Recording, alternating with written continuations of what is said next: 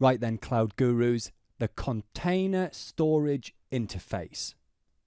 In the beginning. In the beginning, Kubernetes didn't really do storage. And you know what? Neither did Docker either. It really was a late arrival to the container party. But it's here now and it's looking pretty good.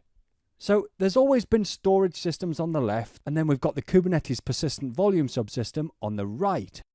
The bits on the left bring the storage features like speed, availability and replication, and the bits on the right are how we consume all of that in our Kubernetes apps. And we've always needed a way to connect them. Now, before we had the CSI, the code that connected them was in tree. This means it was lumped right in there with the core Kubernetes code itself, which on the plus side meant anytime you got Kubernetes, you got all of the storage integrations for free. And if you're new to this, you might think, heck yeah, that sounds like a good deal. But you know what? It's one of those where the cons massively outweigh the pros. Because the thing is, having your storage driver code in tree means having external code inside of Kubernetes. It also means you're tied into the Kubernetes release cycle. So if you need to make a bug fix, okay, good for you. But no one's going to get it till the next Kubernetes release, which probably isn't ideal.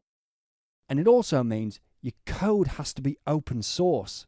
And not every storage provider is going to be cool with that. So in-tree was a bit of a mare. But we knew that. And along the way came Flex Volumes as kind of an attempt to take the storage code out of tree. But for various reasons, right, it was never really a success. So along came the CSI. And the CSI is all about out of tree, and it's an independent open standard. So on the out of tree front, this means all of the code that hooks the external storage systems into Kubernetes gets ripped out of the core Kubernetes code and totally decoupled.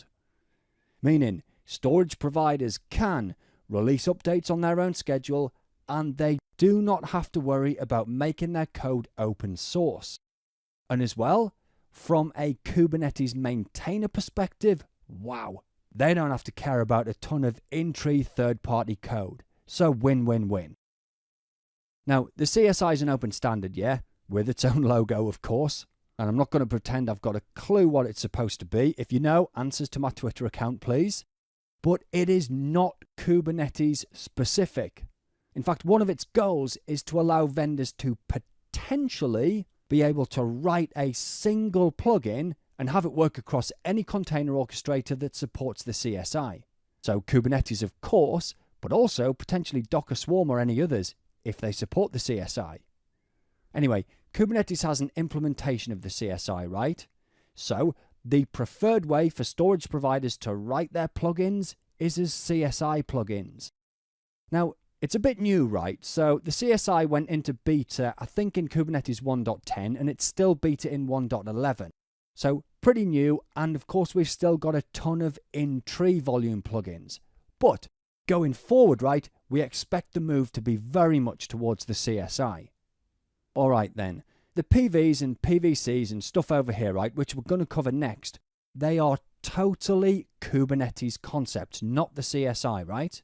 It's just the preferred way to integrate the third-party storage systems with them is through the CSI.